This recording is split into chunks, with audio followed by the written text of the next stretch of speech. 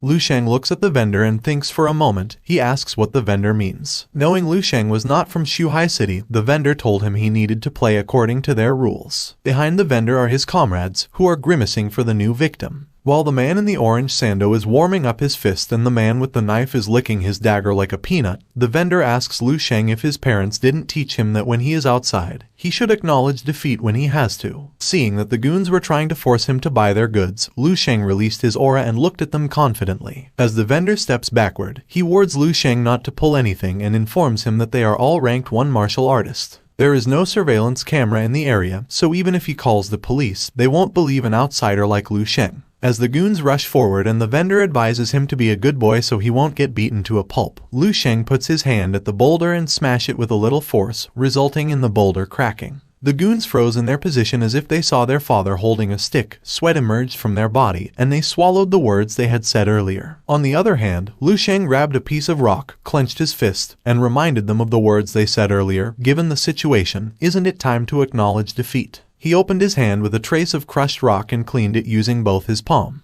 The goons kneel and, in a panic word, they apologize. They call him Big Brother but correct it to Father and add that they are blind. Knowing that the goons will not continue fighting him, Lu Sheng asks if he can get the herbals. The vendor salutes at him, calls him a father and informs him that he can get all the herbal for free. Carrying a basket of herbal, Lu Sheng wanted to teach them one thing on behalf of their parents. He advises them that a business should be based on honesty, thus, they shouldn't cheat a person, whether they're young or old. The 5 little monkeys raise their hands and thank Lu Sheng for his excellent advice and promise that they will take a new path. In Lu Sheng's mind, he wants to pay them, but since they don't like it, he can't do anything. Now that he had acquired all of the ingredients, it was time for him to make preparation for the training camp. On the other hand, still raising his hand with a gloomy face, the vendor wondered if all the students were now as strong as Lu Sheng. He assumed that the kid was at least ranked 3 in martial arts. The other day, Lu Sheng got off the military vehicle upon arriving at the Dongning Province Prodigy Training Camp. He looked around, continued walking, and thought the training camp was like an army base. He saw the badges of other participants and wondered if they were supposed to wear those. He recalled that his mother put his badge to display in their house, and he forgot to bring it here. One of the guards approaches him and asks where he comes from and why he is alone. Lu Sheng informed the guard that he was from Bay City and something come up, so he was late. The girl in pink informs the guy in yellow that the representative from Bay City had already entered yesterday, and she wonders why they left Lu Sheng behind. The guy in yellow assumes that the organization might only include Lu Sheng at the last minute. Based on his observation, Lu Sheng doesn't even have a badge. He informs the girl that Bay City didn't send any representative for years, but now they actually sent 2 participants. After seeing Lu Sheng's information, the guard remembered that the chairman had mentioned him earlier. The guy in yellow laugh and make fun of him, saying that Lu Sheng is just someone who has their city association chairman's favor. He goes on to say that being associated with the chairman is even more impressive than being a rank 3 martial artist. He wondered how many gifts Lu Sheng received privately from the Bay City chairman. The guard got irritated and told them to be quiet. He then ordered Lu Sheng to go in with the people from Qingyuan City at the entrance ceremony. The guard told him to leave his luggage on the floor and the other staff will collect it later. Lu Sheng followed his order and arrived at the entrance ceremony. Upon entering, he looks at the ground after noticing something.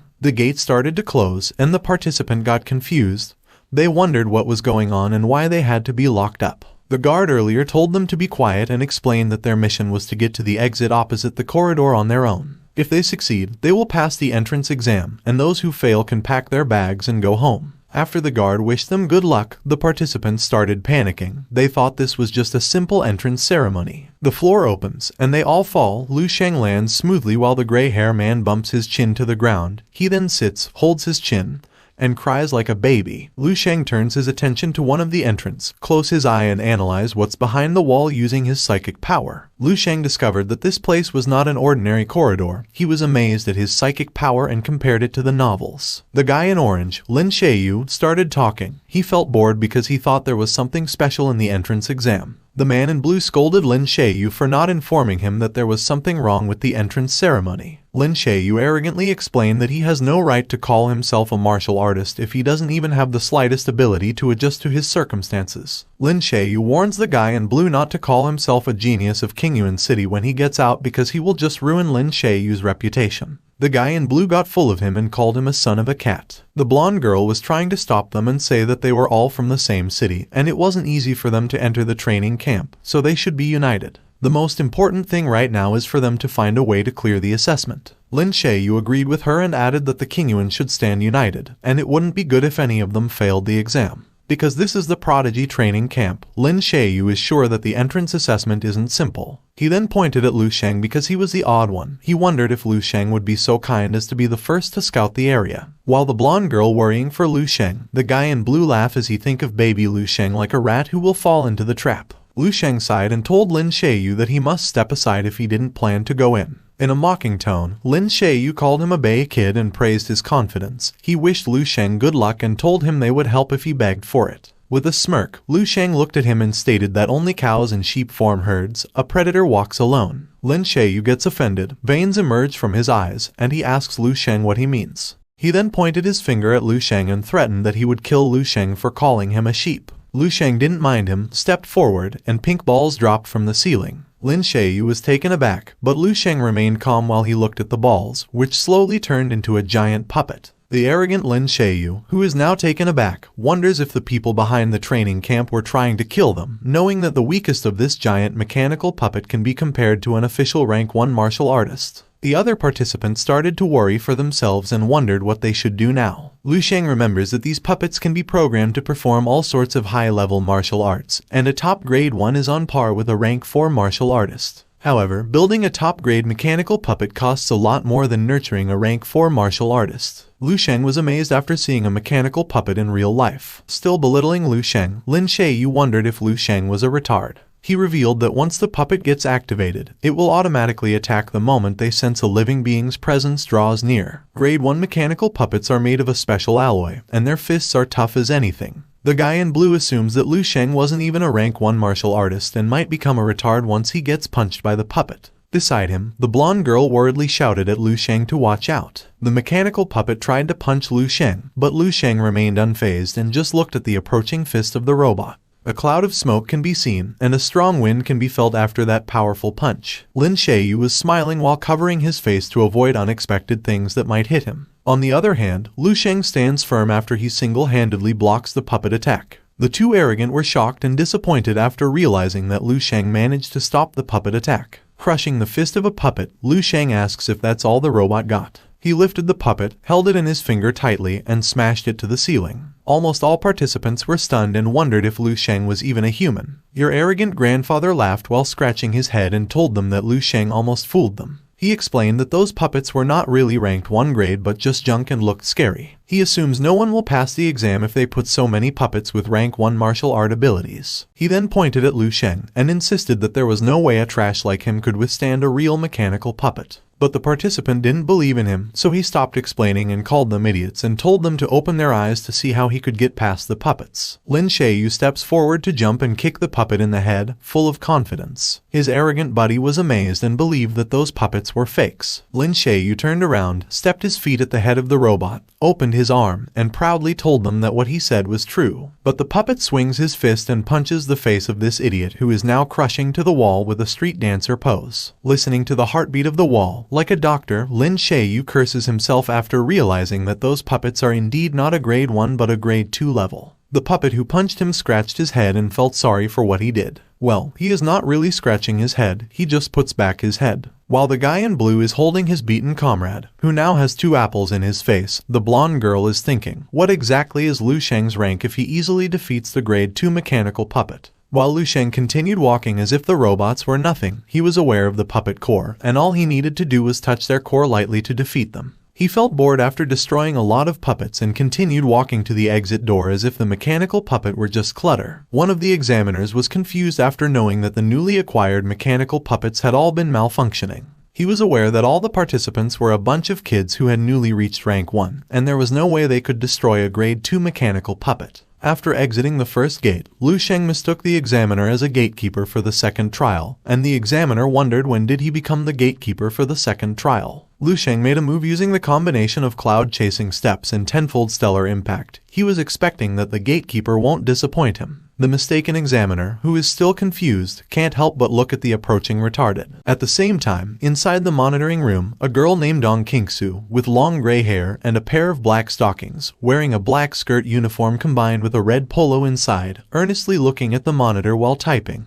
She was disturbed when a man with green hair, wearing a yellow flowery long sleeve, with a cup of coffee in his hand while humming, entered the room.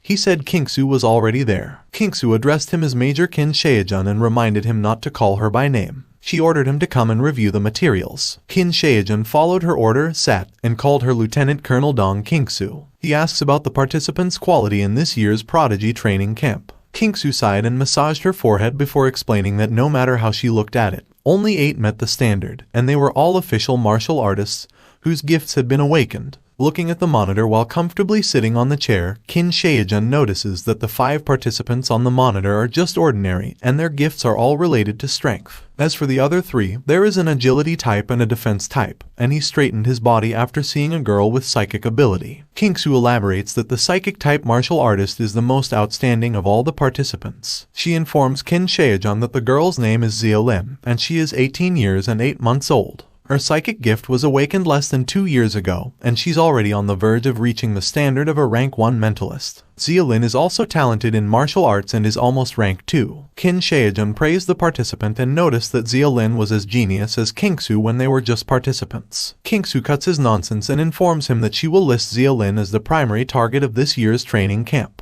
As he laughed, pushing other buttons, he was stunned and almost poured his coffee after seeing something on the monitor. Kingsu was also surprised after seeing this, and her mouth got open. Meanwhile, in the assessment hall 7, a mechanized puppet was crushed to the wall after Xia Lin used her psychic power. She then senses something dangerous on the other wall with at least rank 3 abilities. After realizing that the person didn't attack her, she assumed it was one of the supervisors responsible for the assessment. Upon exiting the assessment hall, she was surprised after seeing some commotion. The armed security was intensely waiting for someone to come outside. Seeing this makes Xia Lin wonder what they are up against. To her curiosity, she scanned what was behind the wall using her psychic power. She saw 2 humans about to fight and was puzzled because she knew that the participant's opponent must be a robot and not a human. She wondered who is the person who had an intense aura, and she was taken aback and frightened when Lu Sheng gave her a gaze. She then stepped backward, uses her psychic power to close the door, and the guards were confused about her action. She embraced herself, was so terrified, and felt the bolt of fear that gripped her heart. The guards felt relief after seeing Qin Shaejun and Kingsu. Qin Shaejun asked about the current situation and looked for the supervisor in charge. The guard informs him that the surveillance camera near the entrance has all been destroyed, and they lost contact with the supervisor 3 minutes ago, so they are not sure what's happening right now. Qin Shaejun ordered one of the guards to give him the information of everyone who went into passage 12, but after seeing the wall start to open,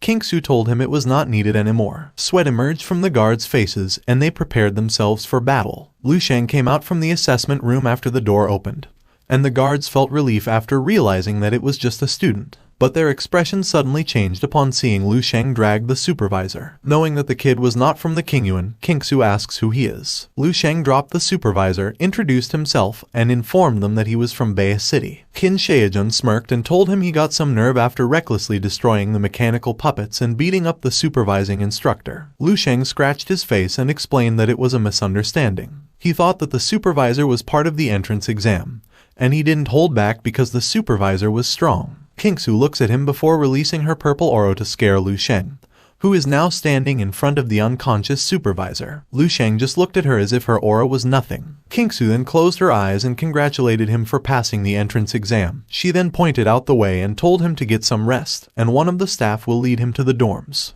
Holding Lu Sheng's records, Qin Shaejun addressed the kid as crazy and added that he watched the recordings and found out that the rank 2 mechanical puppets became nothing but mere toys in his hands. But according to his records, Lu Sheng only has 15 health status with a combat power of 15,000. He wondered how it could be possible. Kingsu revealed that she assessed Lu Sheng with her psychic energy but didn't sense anything, and Lu Sheng didn't even react. Qin Shaejun wanted to know her plan to deal with the monster Lu Sheng. Kingsu explained that she hadn't any plans yet. However, the stats in Lu Sheng's file are definitely no longer accurate. She then suggested that they should nurture him as a top priority like Xia Lin. She felt that this year's election was going to be interesting. Meanwhile, Lu Sheng thought of Kingsu's psychic power.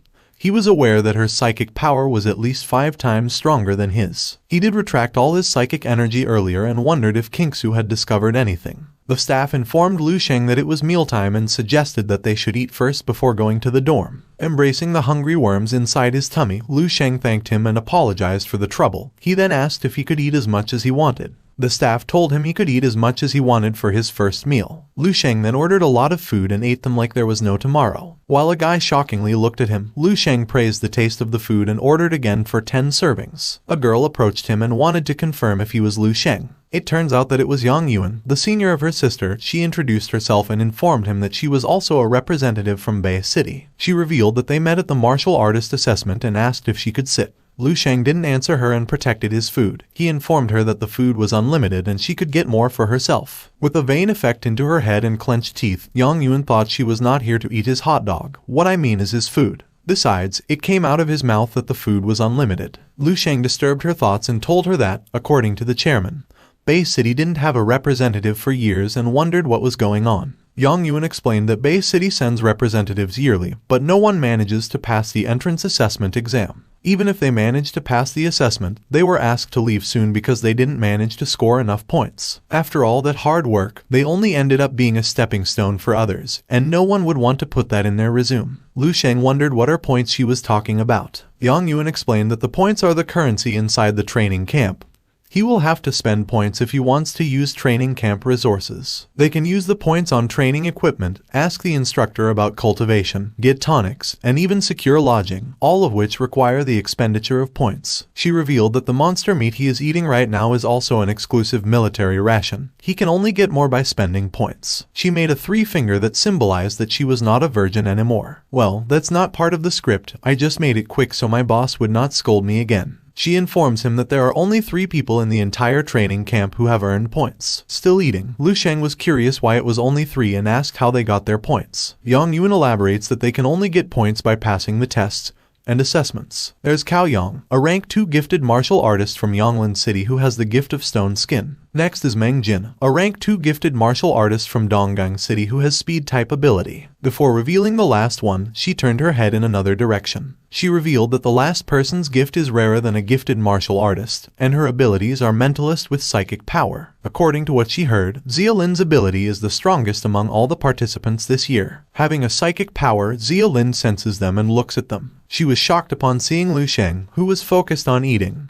Her soup spilled, her eyes became blank, and she trembled like an old woman. She turned around, used her power to balance her food, and tried to get out of sight of the monster. But Lu Sheng notices her and blubber that Xia Lin's ability is like that. Yang Yuan asks if he knew Xia Lin. Lu Sheng answers that he met Xia Lin after passing the entrance exam and wonders if only 3 people really cleared the assessment. Yang Yuan remembered the 4th person and made a gun finger before explaining the rumor about the 4th person. She informs him that the 4th person was terrifyingly strong and single-handedly destroyed all the mechanical grade 2 puppets. She added that the person was a demented maniac and even beat the supervising instructor to the point that he had to be sent to the hospital. Lu Sheng almost spit his water after hearing that Yang Yuan was talking about a rampaging man, and she added that there was no way there was really a person like him, so she didn't believe in the rumors. While Lu Sheng coughs after he almost spits the water, Yang Yuan thinks that the instructor and other staff in the camping area are talented and strong. Even the monster Lu Sheng who shook the entire Bay City can't compare to them. She then handed her handkerchief to Lu Sheng and told him not to worry and that she believed in him. Still trying to offer her handkerchief and unaware of the 3 guards behind her, Yang Yuan continued to say that with Lu Sheng's abilities and talent, he might not be any weaker than them if he focused on training at the camp.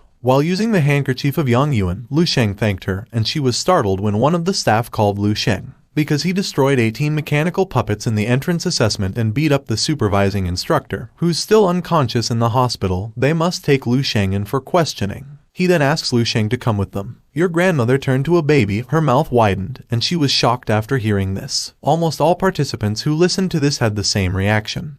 They almost spilled their food while looking toward Lu Sheng. Lu Sheng stood up and answered that he understood. He asked if he could take out some food because he was still hungry. With a fierce look, the guard answers affirmatively. Before leaving, Lu Sheng apologizes to your baby grandmother and says goodbye. After they left, the participants were in disbelief that the rumors about the monster were true. Your baby grandmother turned into a stone, laughed like crazy, and swallowed what she said earlier. Inside the command and control center, Lu Sheng slowly approaches his food. He wants to eat fresh peanuts. What I mean is he just slowly approaches Kingsu, and upon getting closer, Kingsu elaborates on what he did. He cleared out half a year's worth of their budget just like that and informed him that the mechanical puppet cost tens of millions. Moreover, not a single one of the mechanical puppets can be repaired. However, after some discussion, they decided not to act against him. After all, Lu Sheng was just doing as he was supposed to in the assessment, and it's not his fault. Suddenly the door opened, and Qin Shaojun entered with 3 participants. Qin Shaojun informs all the participants that everyone who cleared the assessment is now gathered.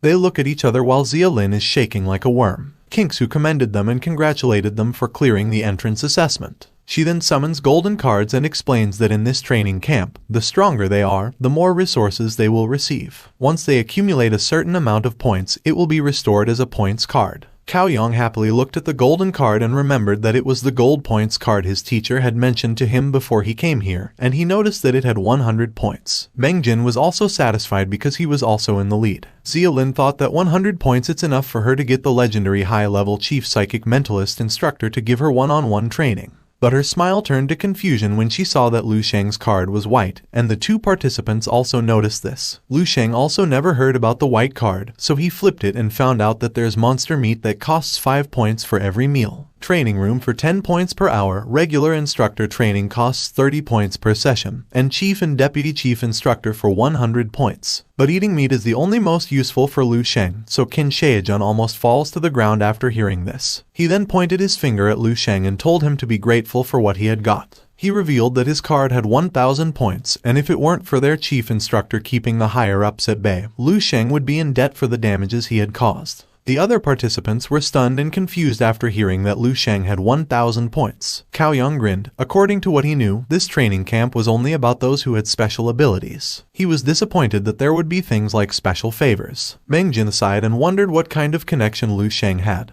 But Xia Lin asked them with a trembling voice if they didn't know what Lu Sheng did during the assessment. Shaking in anger, Cao Yang announced that he knows that Lu Sheng spread rumors about himself and bribed the students and the instructors. He tore his shirt and continued to say that the supervising instructors were all at least rank 3 martial artists, and only rank 4 martial artists could beat them. Even if Lu Sheng had the strongest physical type gift, it would still be impossible. Besides, Lu Sheng's body doesn't even look like he's polished his vitality. If the training camp method is that the strongest will have the most resources, Cao Yang wanted Lu Sheng to prove he was worth it. Qin Shaojun tried to stop them, but Kingsu stretched her hand, signaling not to interfere. Lu Sheng sighed and asked if he was sure about this. With a fierce eye, Cao Yang cut the crap and told him to bring it on. He would like to see if Lu Sheng could get past his stone skin. Before he could finish his words, Lu Sheng positioned his finger before the forehead of his opponent, flicked it with the stellar finger flick technique, and boom, your arrogant cow head was sent to the other universe. Using a light force, the wall becomes Cao Yang's cave, and he can now rest for a while. On the other hand, Lu Sheng just looks at the broken wall and assumes that he would not pay for it because Cao Yang was the one who asked for it.